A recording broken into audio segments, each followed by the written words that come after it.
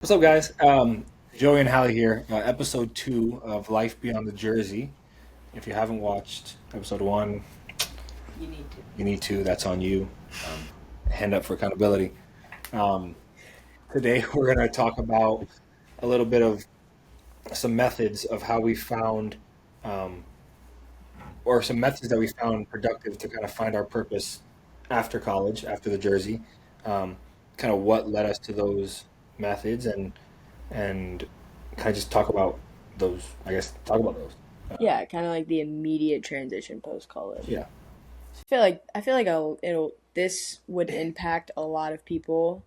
I know we're going into a new college season right now, but honestly, like the first August post grad was like probably the toughest because it's like your summer is like a normal summer, but then post grad you're not going back to school with everybody else. So Yeah. I feel like this could definitely be helpful for some people pretty immediately. 100%. And I think it even translates and transitions into like, say you played professionally and whatever it was, and okay, it ended, and then now you have your summer break or you have your couple months off, but like now what? Now you need an income. If you've played professionally, now you're not living at home with mom and dad anymore. You're on your own. Right.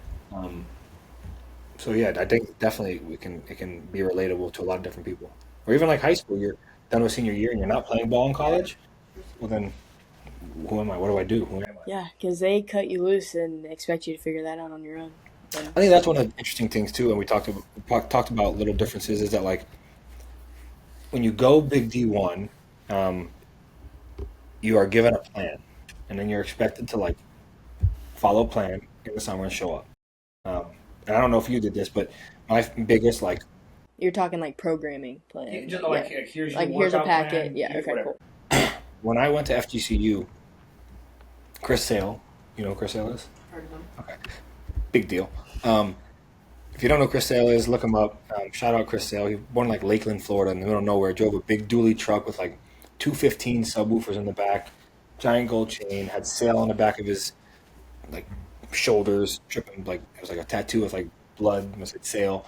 Super like Lakeland dog. Lefty, 6'5", 6'6", maybe weighed 100, maybe 150 pounds, like soaking wet, but through 96, 97, whatever.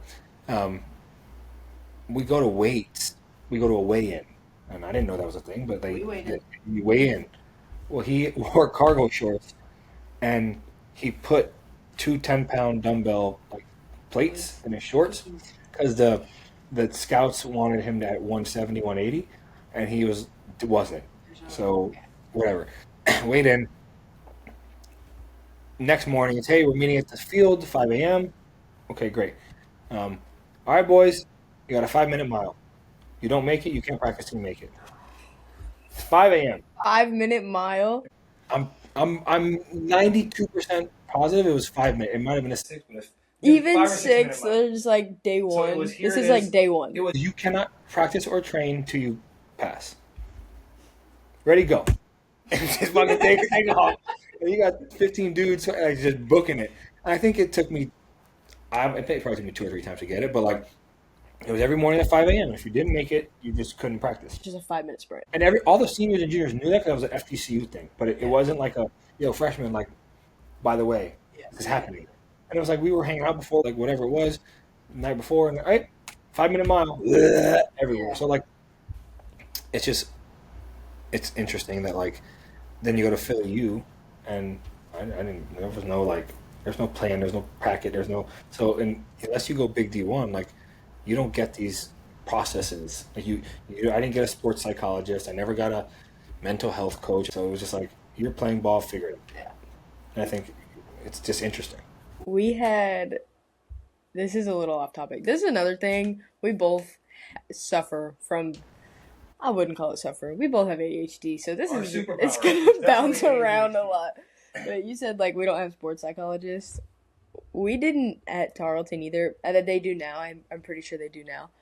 We had we had a regular psychologist come out to the field one day. It was around that time after COVID where there was like, Boy or girl? it was a woman. Susan. I don't know. Couldn't tell you. She really didn't leave that big of an impact on my life where I remember her name, but I remember this incident 'cause it was hilarious. So it was around that time where there was a big mental health crisis going on in college athletes. So she came out to the field, she sat us down, and she was like, I want to open the floor to y'all to kind of talk out kind of what y'all are all going through right now. Because, y'all are just kind of like a special case as athletes. You're already doing what we recommend people that are going through like anxiety and depression on a normal day to day. Be outside and be active and like eat good. And like y'all already do that. So we just really don't understand why y'all are struggling. And we all just like, what? She was like, so if anybody has any input on why y'all might be struggling, we would really love So to you were hear like it. a case study. Yeah, pretty much. She was like, so if any of y'all need help, health services, we're like, well, if that's what we're gonna get, what? But anyway, sorry. That's like it's funny because, and I promise this relates. We'll talk about it in a second, but like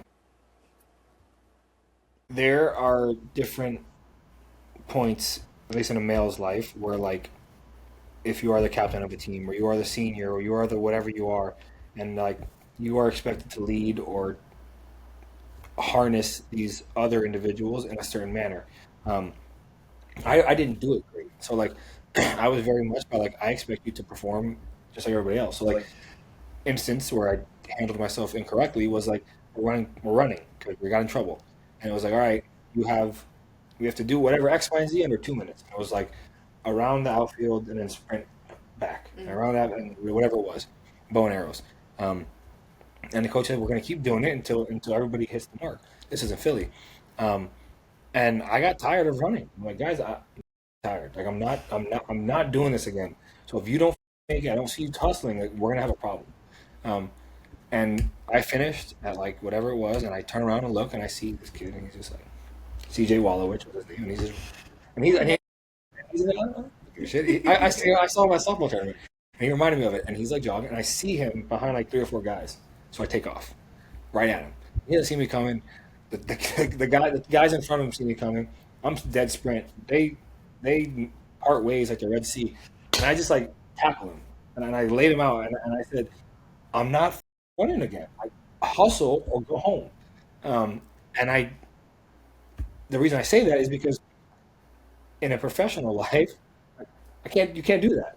Like you can't curse your coworker out. You can't get mad at your boss. Like you can't talk to your boss. Like you have to figure out a way to handle yourself professionally, and you kind of get on in the beginning of any career, and you're expected to just like know how to deal with these scenarios where it's like, no, dude, if we were anywhere else, I'd probably punch you in the mouth. Yeah, I don't know what to tell you. So like, it's interesting that having to find mechanisms to cope and like deal with these stressors that like literally, if we were anywhere else, there would be an uncomfortable conversation for both of us, and potentially like a wrestling match. Yeah, that's just how I was handled. Yeah, it's definitely like I would say like college sports and just growing up in sports, it definitely gives you a lot of life lessons of like how to be a leader, and then yeah, you have to learn how to shift that into like workplace leadership. Definitely difficult.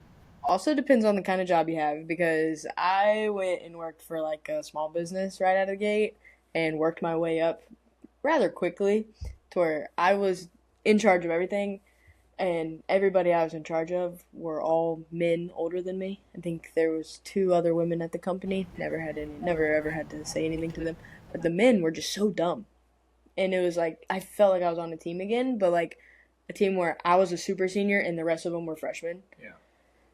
And I definitely let some of the athlete out of me sometimes and would have to call my boss and be like, hey, listen, just letting you know, I kind of went a little hard. And he's like, I don't care. But, I'm like, just expect a call or, like, expect an email because he's like, I don't care. But it definitely, yeah, having to learn how to correctly talk to somebody. And Well, most of the most successful people that I've worked for, the people that I've worked for best, for the majority, there's a couple of there's an exception, but for the majority have been women. Um, and now my now best friend was an old boss, and like we had a very cool cadence of She would tell me to do something. I would call her and tell her all the reasons why this is absolutely ridiculous, and I would go do it at a high level. Or, hey, I'm gonna, I have a problem with X, Y, Z person, and here are all my problems. And then, okay, you done? Okay, cool. Now go handle it. And then I go handle it professionally. Or like call her at 8 a.m. before she had two kids, like, or no, 5 p.m. before she had her kids. Hey, I'm at the gym right now. By the way, our work day doesn't end at 5. Yeah. I'm at the gym right now and I have this crazy idea. Or in the morning, hey, I'm at the gym and I got this crazy idea.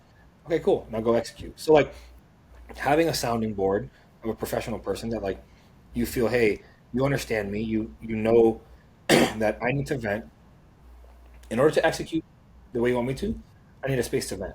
I'll execute, but I just have to get it out. Yeah. Like that was very helpful for me. Yeah.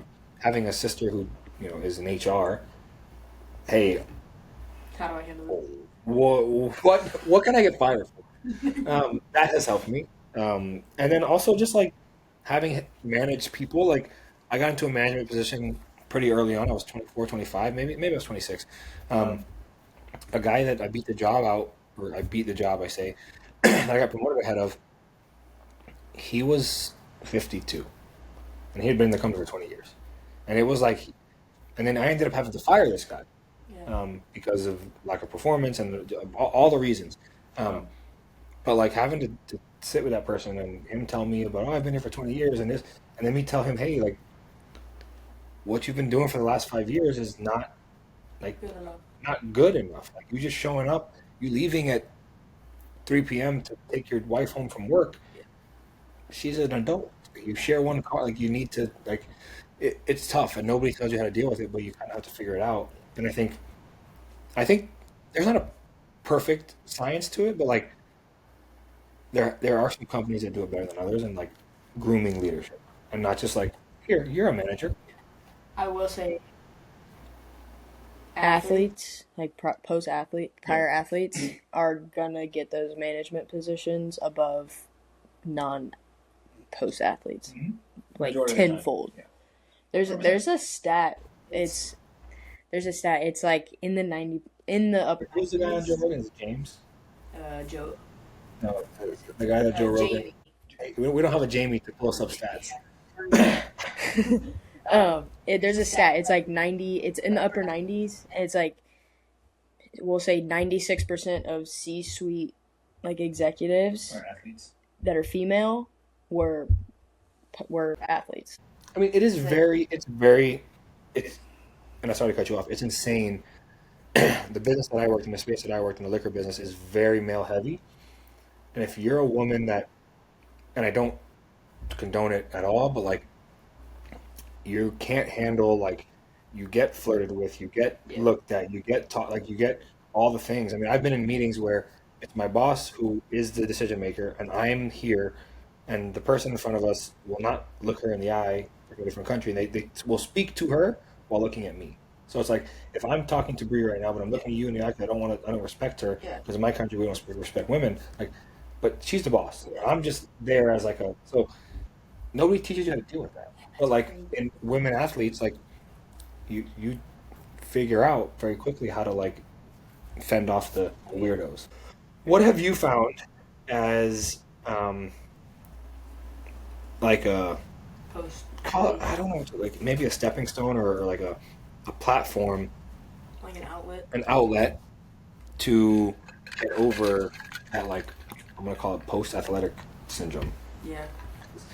I mean, you don't really play soccer, and you have, but you don't. I mean, but like, what outside of sports is a better question. Non-sports related, what have you found that allows you to like grow and flourish in a different capacity and like feed the Hallie that isn't a sport that isn't an athlete? Nothing. We're good. We're done here. Podcast is over. I have not found anything that is not sport related that has like fueled that or like You journal? that. I've tried that. I don't know what to write about.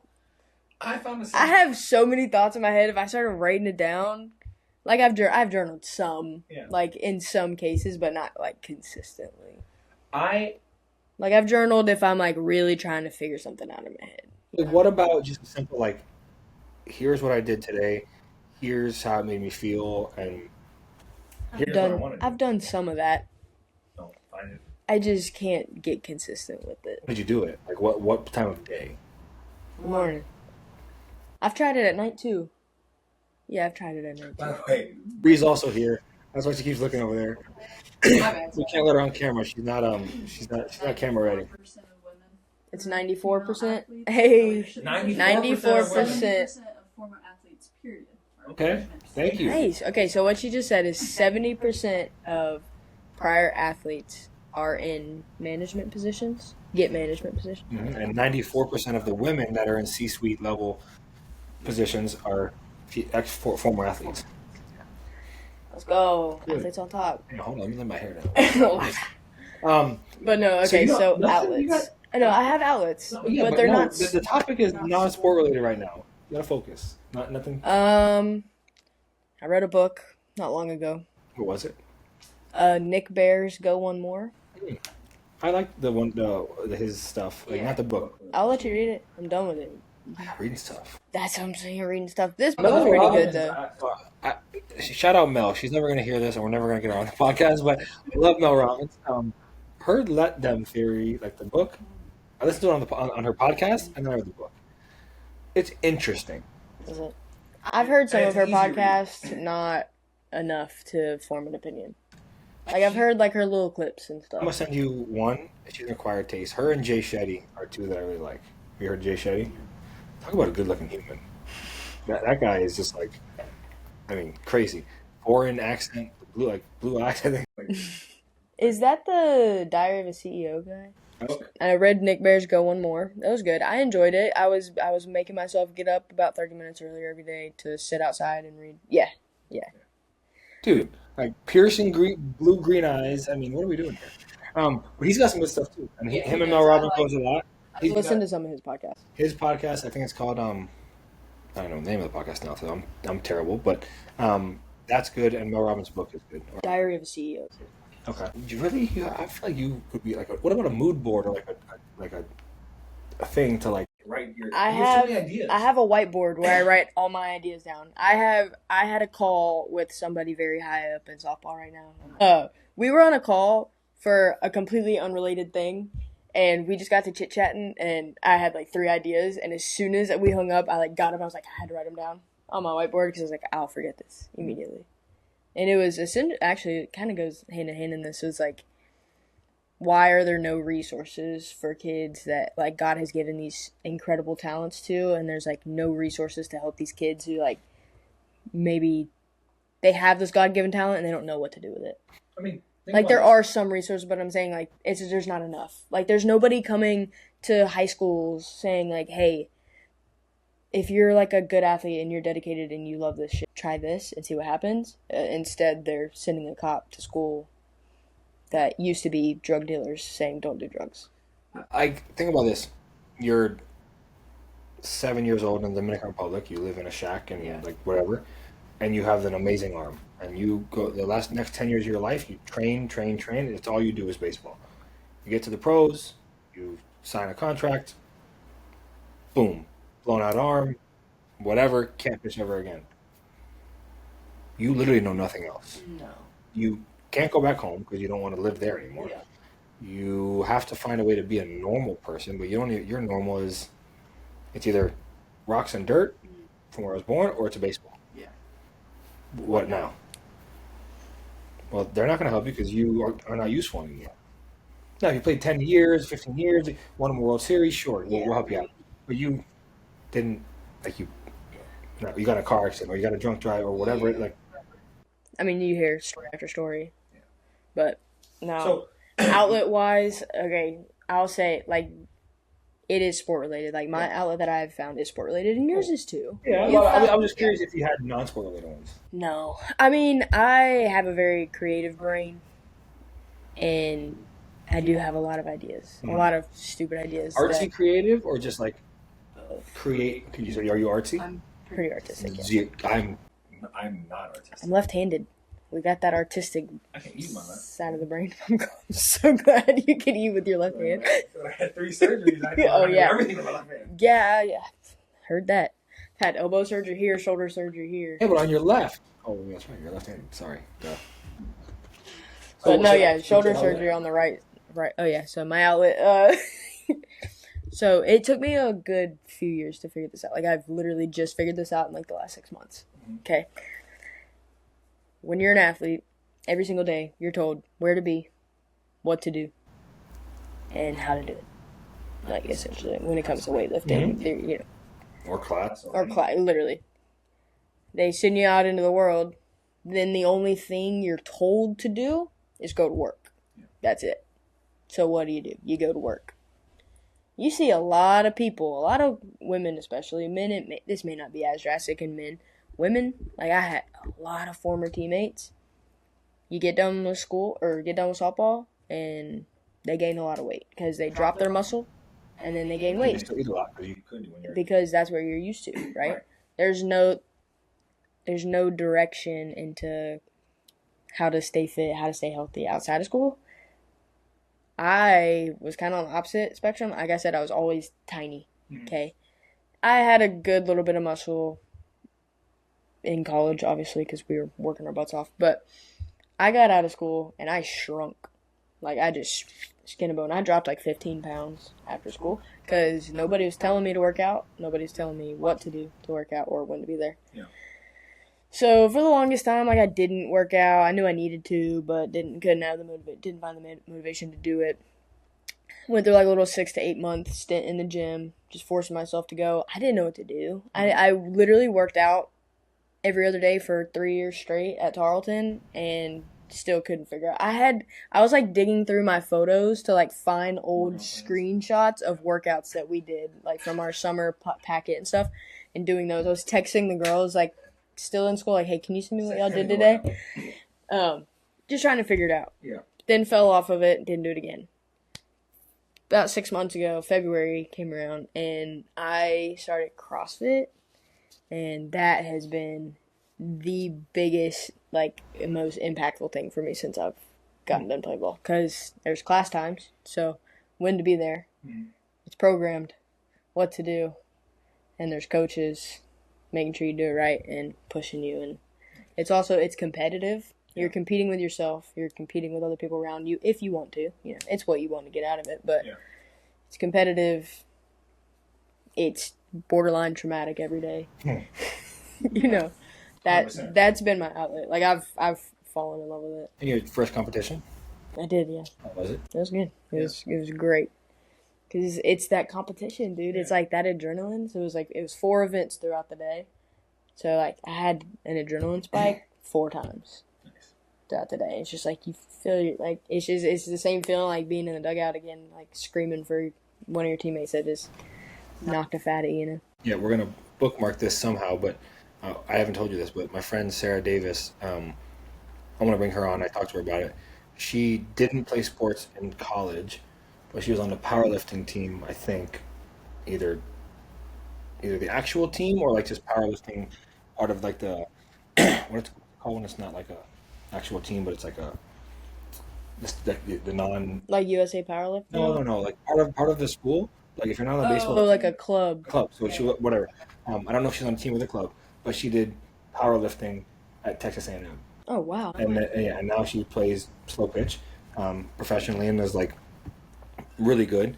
But she taught herself how to softball, but she still does that stuff. And we talked about like that side of things of like she still trains to powerlift, but now it's sports specific and like learning how to like eat different. Because when you're a powerlifter, like you're eating. So like if you're not careful, that can go one of 2 ways really quickly. So bookmark that. She'll talk about it, I'm sure. So CrossFit. That's dope. I did CrossFit for a little bit, but I didn't really like it. But I'm also like, not that I didn't like it, I do like it. But my body is so jacked up from so many different things that I can't do half the things I can go do. Yeah, my body's still pretty jacked up. Like I had to, like my shoulder, my throwing arm, just from overuse it flares up a lot. But my coaches know that, you know, one of the coaches actually played minor league baseball, so he gets it. So even today, we did something. He was like, "Does that not hurt your shoulder?" I was like, "No, it does." I was like, "But after a few reps," he's like, "All right, well, don't push it." Fair enough. I like that. For me, I'm not great at it because I don't know what to write. But journaling, and I usually try to do it before bed. You just kind of go over your day. Over my day, how I'm feeling, why I think I'm feeling the things that I'm feeling, what I want to work on, um, what I'm excited about, um, those kind of things. Um, I'm not good at reading a Bible. I have two or three in the house now, but I'm not good at it because like a foreign language in the sense that like the way they speak in the Bible is just not like how I speak. So What um, version? Oh yeah. I have the ESV, I think. Or is that what it's called? Yeah, English Standard Version. I have that one. But it just doesn't like resonate with me. Um, but I found this pastor Joby Martin, and again, he'll never come on. But if he does, Joby Martin would be great. He lives in Jacksonville, Church of 1122, and I watch his sermons or I listen to his podcast because he speaks real life, and he doesn't look like a pastor, and he like tattoos, big, like just super motorcycle gang looking Yeah, guy. really. He speaks like to where I can understand it, and he relates to it, or I can relate to it. Um, so those have helped me in my like, and also therapy, which I was not against for a while, and then a friend that I won't drop the name, um, she was like, "Dude, you like it's okay, like look into it." Um, Start to do that, and this is really weird and super strange, but my friend Gabby, who also would love to have her on because she was a backup dancer for, I want to say, Shakira. And she was a dancer for Shakira. And I think she might have danced for the Houston Rockets, and I could be wrong there, but she definitely danced for Shakira, I think. And then met her, worked liquor sales, worked for there. She worked for this company called Tonal, which is that workout mirror Oh thing yeah, that yeah. LeBron is part of. Um, and through her, whatever, she met this like, she's not a medium.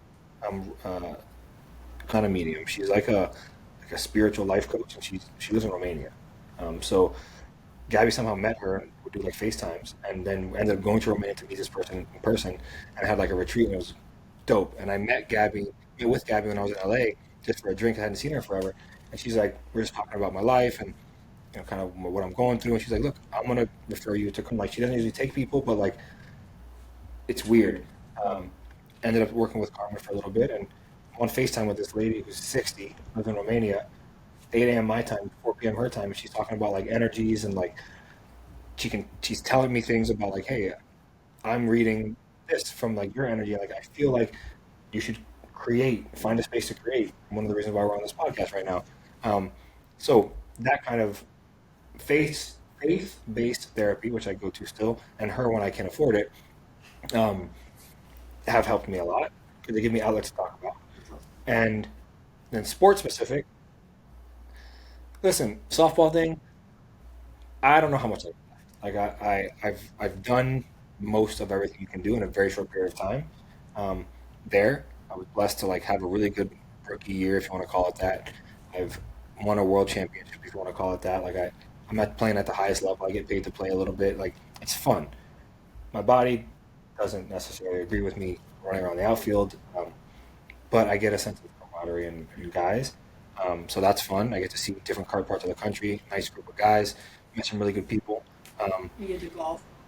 so that's the next thing. It's golf, right? So like my softball, they pay for me to go out there, pay for me, but I'll go daily, my own dime, and I'll go golf in Louisville. I'm gonna do it in Ohio. Like that's cool. I really like golf because I'll never be as good at it as I want to be, and I will always like. There's always room for, Yeah. but like it's so difficult and wildly infuriating that like the amount of times that I want to just break a club over my knee or like throw myself away is astronomical. But I feel like that touches so much other stuff, like with being somebody post sport. It's like 100%. it's almost like we need trauma. I need something. I need We to feel need something. yeah, we need to feel. That's what I'm saying. Like CrossFit, like every day, it's borderline traumatic. Well, so and for me, like what I've learned, and this is like part of my process of growing, is that like in relationships and in life, like for me, when it's really calm and peaceful, like I'm just like, What's going on? this is not weird. This is weird. That's I it. don't like this. Yeah, after I started my business and like went out on my own, I still say this. People are like, "Oh, how's it going?" I'm like, "Too good." Like it's going too good. Like I'm just waiting for something to crumble Well, because it's good. maybe you don't, maybe you do relate, or maybe I'm weird, but it's probably likely that I'm weird. Like I have a very hard time, like giving myself a good job. Like I have a hard time of accepting that like I did that. That's really cool and good job, dude. Like do that. First year, wildly successful. Knock on wood. We've been blessed. Have made a I'll knock on wood too because I need that to be successful. we have a lot of amazing clients. I've met a lot of amazing people, including yourself, and like we made a little bit of money our first year. Not millionaires. I can't quit my job off it, but like I broke even. And people are like, "Oh my God, your first year, you made." Like, yeah, could have done better. And I just like, no, dude, like you literally have never run a business. You literally have never done a.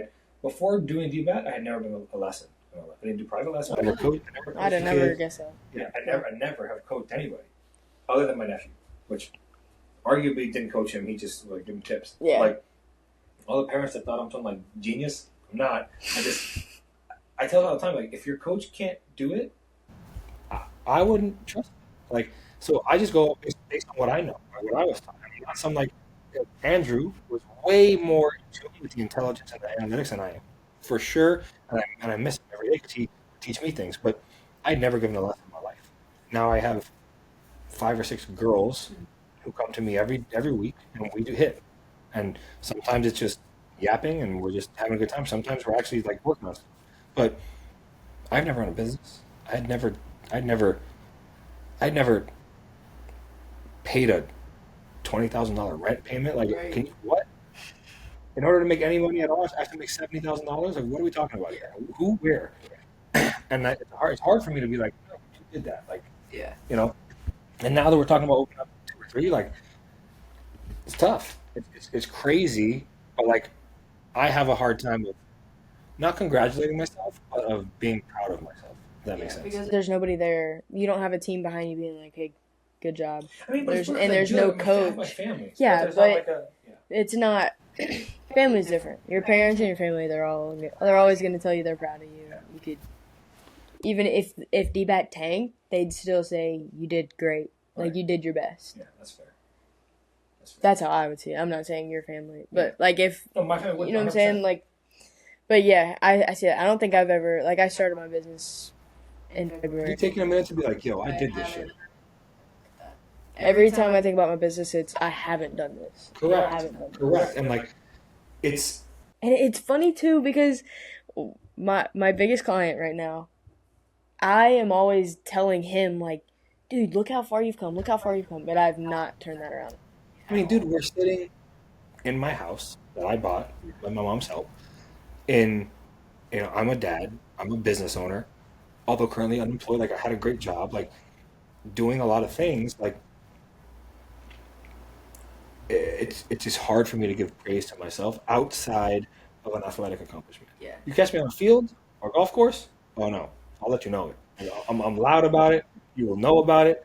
Your friends will know. Like I'm telling everybody. Yeah. Off a field, that's just expected. And I think that's the thing too is that like I expect a certain level of like perfectionist for like to be outside of the field. On the field, like I expect to do it as well, but like that's easy. If I don't achieve outside the field, I feel like I failed. So the company that I just worked for, great company, but they were very much don't worry about the numbers, don't look at the like don't all the like you're in a sales job, but like don't worry about the sales. It's like no, dude, like what?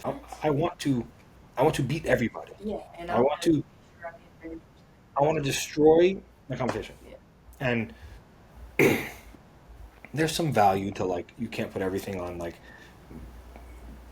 beating but like no dude like if I'm gonna compete I don't compete because I want to have fun. I compete to win. Yeah. I don't play softball because I want to have fun with the boys. No, I want to beat everybody. Yeah, if you were just playing softball to have fun with the boys, you'd go play It's the beer league. league. It's a beer league and I'd beat whatever it is. Even there, like Even though you're the guy that I've been kicked out twice. I was gonna say, I've been ejected twice. Correct. And it's I like played pickup league one time, and I heard like they have no business being here about people like 8 times. I'm like, what does that even mean? I'm just trying to have fun. But I can't turn it off. Yeah. I don't know if we're wired that way. Like we are wired to compete. I mean, how old were you when you started playing baseball? I mean, I think the picture out there was like I was probably 4 or 5. Yeah. So I mean, from the time where learning how to use the toilet. Yeah. My brother We're was still doing learning how to compete. And like we are wiring our brains from the get go to compete. that. I think that's a good point too, is that like there has to be a sense of like you can't ever turn it off. But what can you do to press pause for a minute? And like I'm not good at meditation. Like I'm not. I would love to. I would love to find yoga. I would love to do these things in theory. Yeah. They sound really cool, right? It sounds really great. Like my friend Gabby, she talks about like, you know, finding the light and like positive energy and like, and those that it all makes sense. It's like I can't see it. Like it's hard for me to see it. It's hard for me to see it. I'm the So, exact same way. so my stuff is sports related. Like I have golf, I have softball. Up until recently, like work has been an outlet for me to like compete. Um, but I am searching for like inner peace and like balance, so it's not so like hyper vigilant turned on. I don't know what that looks like yet, but like I have found that journaling, and this is really weird, really weird.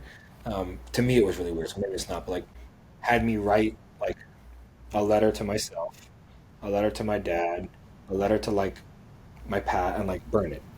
And like it was a way of like putting it out there, and then like essentially erasing it. Like you're emptying it. Yeah, like you put it out there and you burned it. So now when you feel that anxiety, like write down what you're feeling and then burn it, and then it's releasing the verbiage uses it. You're making space for new things because you burn something like it's gone. No, I can't. And she says that like this is the other thing too is like your subconscious you can't you can't trick it by talking. Like your subconscious doesn't affect your writing. So like you can write it down and then it becomes very real because it's not a thought in your head that can bounce back and forth. No, it's on paper, it's real, it's tangible. But then burn it. So like, hey, I forgive myself for do do do, and we're gonna burn it. And then the faith part of it is that like learning to forgive myself for like mistakes that I've made or like knowing that like I'm not I judge myself way more than Anybody else? anybody else and like whatever whatever sin I do, whatever mistake I make, it's already been forgiven. It's not an excuse to continue to like continue that over and over again. But like no matter what you do, you have already been forgiven as so long as you accept the Lord as your like savior. And that's the faith that I have is that I'm not perfect. I'm gonna sin, like but it doesn't make it okay. But when I get up there, it's already preconceived that it's all forgiven as long as you accept it. So faith for me too is another one that like I'm trying to find that's new for me. Yeah, we just started going to church very consistently like the past probably 6 months because we found a church that we really like. And Yeah. same thing with the pastor. Like you wouldn't see him out on the street and like you wouldn't walk up to him at Publix and be like he's a pastor Yeah. in Winter Park, Oh, nice. Okay. the Action Church in Winter Okay. Park. Yeah, he's such a cool dude. Like you were saying, he tells things in a relatable sense. And when you said that, I smiled because I told Bree that like 2 weekends ago on the way home from church. I was like, I love how he tells stories and makes them relatable Yeah. to very common everyday struggles. So I was diagnosed with ADHD when I was like 5. I think I said this, but I don't know if very high chance my son has ADHD because it's like in my family. Yeah. I don't know if I could do it again. I wouldn't be on medicine as a kid. When I was a kid, doctors and teachers were trying to get my parents to Correct. medicate me as a kid, and they didn't. So my parents did, and it wasn't. It was more of a. Well, both of them are teachers, and more so because I was gifted. I was labeled gifted. This is weird. I was labeled gifted, but special ed Because of your age. because there wasn't a name. So if you look back at my records in elementary school, it's ESE, which is educational special or whatever special ed, but gifted classes. So on my like records, and I didn't know this until recently, I'm labeled special education, but gifted. So then I was 5 years old on Adderall, on all these like high. I mean, I did Adderall, Lexapro, Vyvanse, Concerta, uh, all of them. And then when you're on Adderall, whatever, it makes you anxious. You get an anti-anxiety. And when you get on those two, it makes you depressed. You're taking an antidepressant. So I was antidepressant, anti-anxiety, and Adderall. Um, and then when I stopped, I had no fucking clue what feelings even felt like because it was numbed. I was numb to the world. And then I was like, why am I tired? Why is my testosterone low? Why is it like why are things happening to my body that like never happened in college? Like even like sexual things like that I couldn't control. I was like, well, because you've been on like speed for 15 years. But also being numbed by all these other Correct. additional. So like I wouldn't take it as a child, but now as an adult, and I didn't take it for so many years, and now that I'm taking it again, it I'm not as much on like caffeine. Like, I was drinking 2 Celsius a day, like in the morning pre-workout, then a Celsius. Yeah, because caffeine is like It mellows mimics the high, it, and it mellows out ADHD. Like Because I can keeps drink me a Red high. Bull and go to sleep. I used to go to work, energy drink. So when I worked at Bacardi, I was a nightlife guy, and it was like very much 4 or 5 nights a week. It was go to dinner at 9 or 10 p.m., go to the club at midnight, 2 or 3 in the morning, and whatever. Or dinner was at 10 p.m. You have dinner and you go home. Dinners end at midnight. I'd have a double shot of espresso just so I could drive home, and I wouldn't drink, but just so I could stay awake, and then I'd pass out. And like, it's not okay. No, but somebody without ADHD would not be able to do it. Correct. They'd And be like, yeah, and you're either doing narcotics to stay awake, Adderall, or caffeine. And I didn't do any of that. I just did caffeine. Like so now when I Celsius, Red Bull, pre-workout, like whatever it is, I was like, this can't stay awake. I don't get it. I'm on Adderall now. Like I'm chilling. But if I don't take it, I'm like, "Mm, I'm slow, I'm foggy. Yeah. But I wouldn't do it as a kid. But I do like appreciate it as an adult because for somebody with ADHD, like it just keeps me a little bit focused, even though I'm still scatterbrained. I was gonna say, I feel like ADHD is kind of a superpower. Like the fact that I can think about like multiple things at a time. What makes you different is going to make a difference. Yeah. And she said, the reason you need to create is because you have this ability, and that is a story that can be shared with so many kids. And we'll get into the nutrition, but like between the red dye 40 and the bad diets and all the Capri Sun and all this shit, like I love my nephew to death. I tell my sister all the time, what's going to set him apart from every other kid is can he figure out the diet piece before anybody else? Like I get it, man. The cookies and I love. I listen. Like I gotta. Like I love it. Speaking to the choir, but what other kids are doing different are figuring out the mix. It's not saying delete it. It's just what is the mix? Like, is it pasta and chicken? Is it rice? Like there has to be some staples. And he's done a way better job of it now. Like he's got this dark, like deep, and now he's an adult, like sophomore, I think. No, he's a freshman. No, he's a sophomore. He just played his freshman year. But like for kids out there, like if you can figure out nutrition, just change 2 meals a day to chicken and rice. Like oatmeal in the morning, and then have your Pop Tarts, have your pizza, have whatever, but 2 or 3 staples. Like that is the gear that changes everything. Yeah. Are you talking about like neurologically? Or Physically, neurologically, you feel so much better. oh yeah. And like we talk about what an outlet is, like you walked into my house today, and what am I eating? steak and rice? Steak and rice. And like that's like for me, it's meat and rice. Yeah, And that's does it taste good? No, the rice is bland, but the steak tastes good. So like I don't need the barbecue. Like, but for me, neurologically, like that's been an outlet for me to figure out if I eat like shit, I feel like shit, and I start to stink like shit. 100%. Everything you put in your mouth is like determines everything. And That goes from supplementation, vitamins, well, that's another minerals. thing Like too. That like the optimized nutrition, like I like it. Like I like the way it makes me feel, but I also realized I was trying to substitute that when I needed Adderall. Like that gave me a little boost for a second, but it wore off quick. But if I take that with Yeah, Adderall, so then I feel great. the thing I can't speak to it like with how it does with medication, but so many people, the testimonies we get of people like coming off of so many medications, even outside of just like neurological. Is that a stimulant? Yeah, Adderall is a amphetamine. Yeah. So even people coming off of that stuff, the mental clarity that people find just from balancing out your minerals. But saying that everybody's different. So like you say that like you crashed or like felt like you needed to pick me up halfway through the day.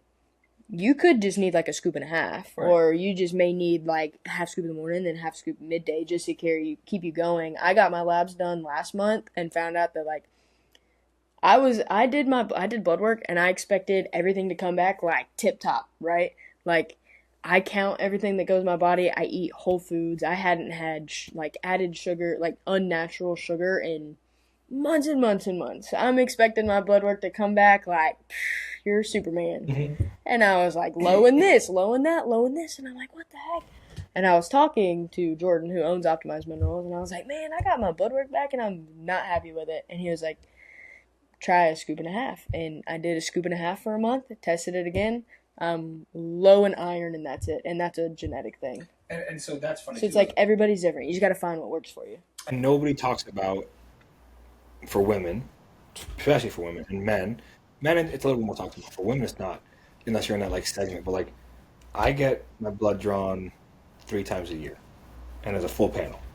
I had low testosterone, low vitamin D, low 3 or 4, like 3. So now I take vitamin D3. I have my testosterone pellet that I take. I try to take zinc and magnesium when I go to bed. I try to eat healthy-ish. I'm not super clean about it, but I also don't care to be. I want to enjoy myself. But Right. but you don't know these markers until like you actually, because when you do your insurance, they usually don't like test for it. So the guy that I do, my blood drawn, it's like $100, and it's a full panel, like everything. But nobody tells you to do that. Like unless you're in the athletic circuit, or you're especially as a woman, like unless you're bodybuilding or you're prepping for a contest, nobody's like, hey, get your blood work checked, or hey, Hallie, maybe you're not putting on muscle because your testosterone is low. That's why I wanted to start checking it, because it's so hard for me to put on weight. I was like, do I have a thyroid issue? Is there something underlying that is keeping me from my goals, I essentially? used to take thyroid medication, and then when I got my testosterone leveled out, and I It fixed it. didn't need it. But the first thing the doctor does is, here you go. Here's Oh yeah, that's the first thing they do. Just prescription. They don't try to. I mean, food is medicine. I'm not saying you're gonna fix every single diagnosis with a piece of spinach, but like 9 times out of 10 for like lower level stuff, you can fix it with food. So I think The right food and nutrition and supplements. finding the nutrition and the supplements for me, like that all ties into like, it's not athletic related, but I mean, or it's not athletic based, but it is related. Like I feel better, I look better, I think better, I can train better. Like all things that you're not really taught unless you're at a Georgia, Texas, Vanderbilt, like whatever. Like you're not taught that. Listen, this person that I talked to the other day played for one of the top programs in the country, and she was saying how she has learned more the past few months of her being out of college, nutrition-wise, than she ever knew in college. It's in professional sports. Yes. And that's where they probably dial it in, or she learned on her own. I'm not 100% sure. I didn't really ask, but I was like, when she said that, I was like, what? Like, you played at one of the top schools in the country, and you are just now figuring this stuff out too? I'm like, because I'm thinking, like, I'm just figuring this stuff out because I went to a mid-major D1, right? That's a low-level D2. So it was kind of, like, cool to see, like, not cool to see because I don't want anybody to not have this information, but We gonna get her on or what? hopefully, maybe. No, man. I think like to anybody watching or any of the kid, like especially as a man, like it's weird to. I mean, I'm 34 and I started 2 months ago. Like, write my feelings down in a book. Write how I'm feeling about my day. Write about my dating life, or write about what's making me anxious, or write about. I talked to one of my buddies, Jordan, and he's like starting out in the softball world. Like he's a barber in North Carolina, just getting his life started, and sent me this thing about Steve Harvey. Was like every successful person that I know has a board, a mood board, or whatever, and they write it down. They write down what they want to achieve, and they write it. Like it puts it pen to paper, and like over and over and over. And there's just something that clicks, and I'm not a scientist. I don't know these, but like something clicks that when you write it down, it becomes more real than just a fictitious thought in your head. Yeah, it makes sense. I think it's cool that you're talking about like writing down your feelings and like going to therapy and doing all that too, because I feel like it's not talked about enough for men to do these things. It's not, and you don't want to. I didn't want to. I got to the point where it was like for me, it was like this there has to be something. Like there's got to be a different. This can't be it. It's like this just sucks. Um, you need somebody to talk to that's not your friend, that's not your parent, that's not your girlfriend, that's not. You need as men. You need there's like two or three friends, and I forget what the verbiage is, but one of them is the person who will always shoot you straight. Like, hey, I'm thinking about doing X, Y, and Z. Hey, Probably not your best friend. hey, I'm thinking about marrying. Hey, man, you're not gonna like this, but like this. Hey, I'm thinking about this bit. Like, you need somebody to shoot you straight. You need somebody that you can go to at any point in the night and say, hey, I need you right now. And like, all right, I got you. So you have to have a circle, and not that I don't have that, um, but like my circle is spread out around the U.S. And it's weird. Like, And that's also due to sports. right, so like I got my buddy Chad in California. He lives in California. Um, Clay and Tyler are the two really good friends of mine now that they live in Utah. Did you play ball with all those guys? Softball with Chad and Tyler.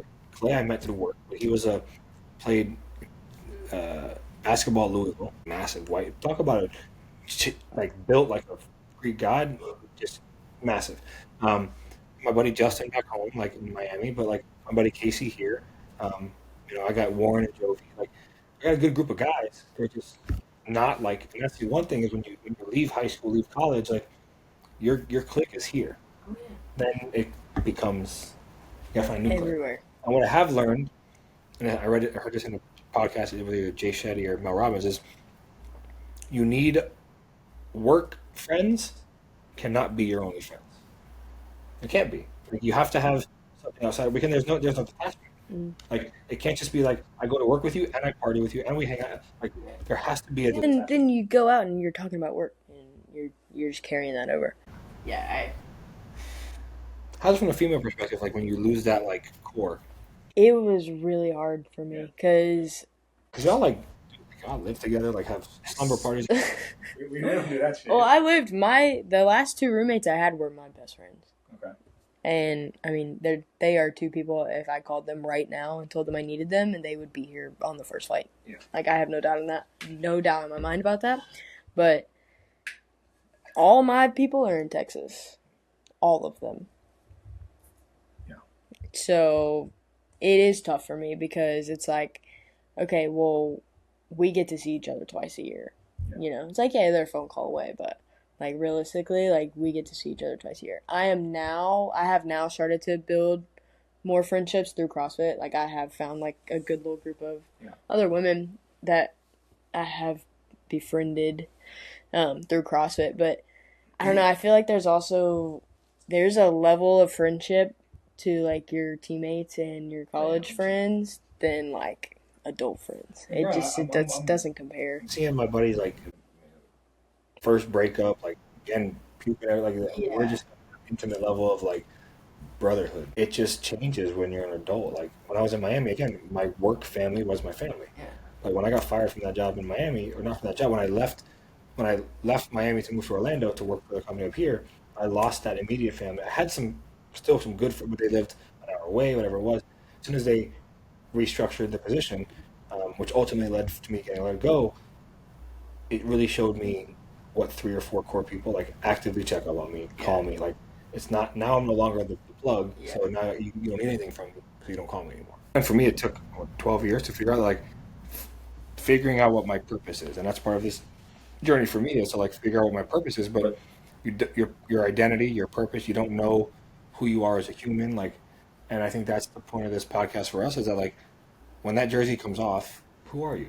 Like what do you bring to the table? Like, and how many times do you hear about the good old days and my dad was 2 times great dude, but like what have you done since then to make yourself a better human? And the one thing that I will take from my other job, from my last job, is that like what steps do I take to become a better human being? Not when I'm a professional, not when I'm the owner of DBAT, not when I'm like, am I a good friend? Am I a good partner when that time comes to whoever that looks like? Am I a good dad? Like, am I, a good, servant to Christ? Like, am I doing things right? Am I perfect? No. I think that's the other hard. That's the other hard part is because like You expect perfection out of yourself so always. like when you stumble, I I heard this on a podcast. Like before, a months ago, my For You page was like bikinis, tattoos, and like some golf shit. Now it's like Bible verses, podcast stuff, occasional tattoo or bikini with some golf stuff. Um, but like she said, and I don't remember her name, but I followed her. She said, when you're on Google Maps and it tells you to go straight and you make a right, it doesn't say, "Hey, dumbass, you're stupid, like fuck, you're an asshole." Like, no, it says rerouting and gives you another like, track. It doesn't like so in life when you take that misstep or you make a mistake, like it's always you're an idiot, like you're worthless. Like, how could right? Not okay. So we made a wrong turn. Like Reroute. reroute. Like, Learn from and if you make another one right after that, there's still another reroute. And, like allow yourself to reroute and give yourself grace. Like, bro, I've made the same mistake 7 times like, in a certain area of my life, over and over and over and over, and over again. And it's like it's not on purpose. It's just because I don't know how to like. We're human. We're human, and I think that's the part that we all forget, especially when you get like animated and emotional. Is just like we're human. We're gonna fuck up. Hopefully, your fuck up doesn't land you in jail or dead. But at the end of the day, whether even if you go bankrupt, like there is a way back. A lot of successful people have said, "I've lost it all and then gained it back twofold, or tenfold, or I gave it all away and figured a way to get like it can always get gained back." And the Lord. Like, you need nothing, and he'll provide. Correct. You don't need anything. I mean, literally, we talk about like I got let go from my job a week ago, and we don't need to talk about it. But I haven't talked. We talked about it literally before I got let go. I said I want to find a way to like leave this job, and 4 days later, he made me leave. So I don't know what that looks like now. I don't know what the path is, but part of the reason why we're here in an urgency in a white walled room with this plant. And you guys can't see it, but this is real. This is real plant. The water. We watered it this morning. We grew it. Is that like I was forced to make a decision, and it's like okay, well now I got a runway, and I don't know what to do with it, but like I'm gonna put faith in that like there is a bigger plan, and I think we met for coffee 2 weeks ago about I this think it was the week podcast. before, like the week before I got fired, and maybe I think, yeah, it was like 4, 5 it days. was on a Friday. Yeah. We met on a Friday. We talked about this podcast. He told me this idea he had, told me about his life coach. We met on the 15th. I got fired on the 18th. Yeah. And we leave coffee, and he texted me and said, "Man, this got me fired up. Makes me want to quit my job." And he calls me 3 days later. "Hey, so just got fired." I was like, the budget went down a little bit. I'm gonna find a way to get a little bit creative here. But yeah, man, like it's a blessing in disguise, and like I don't know what that means. I don't know what that looks like, and I'm blessed to have a situation with my baby's mom where like he's taken care of, and that's great. But still, like I want to find a way and a purpose to like provide in my own way. So ultimately, it's like sticking to the journaling, sticking to the therapy, sticking to the things that like I know are healthy for me, and putting faith in like it's crazy to think that like and I still don't not that I don't believe that's not the right word, but it's still hard to like conceptualize that like it you're putting faith in like that there is a bigger purpose on the planet that you don't know what it is, you don't know who it is, but like if God sat right next to me and said, okay, all right, buddy, here's the plan, here's what's going to happen to you, and you'd be no, I don't want to do that shit. I don't want to get fired. I don't want. Why would I want to? Yeah.